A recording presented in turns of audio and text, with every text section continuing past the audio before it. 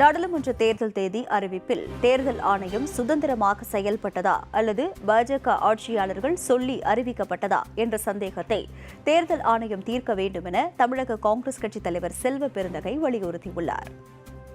எங்க கிட்ட கனம் இல்லை, அதனால பயம் இல்லை. யார் பயந்தாங்க, யார் அச்சப்பட்டாங்க, இப்போ ஒன்றா வந்துட்டு இருக்கு. IT raid, enforcement director raid, CBI ரைடுக்கு பிறகு நிதி பெறுறாங்க. இதில் எவ்வளோ உள்நோக்கம் இருக்குது.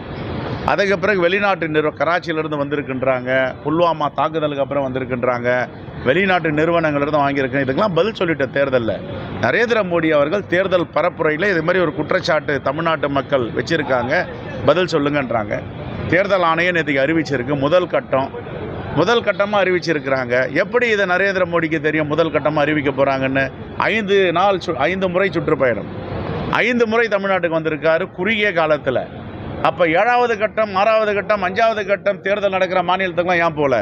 அப்போ இந்த தேர்தலை சுதந்திரமாக சுயமாக தேர்தல் ஆணையம் குறிப்பிடுகிறதா, அறிவிக்கிறதா, இல்லது பாஜக ஆட்சியாளரை சொல்லி சந்தேகம் மக்கள்கிட்ட இருக்குது. மக்களுடைய சந்தேகத்தை அவங்க தான் தீர்க்கணும்.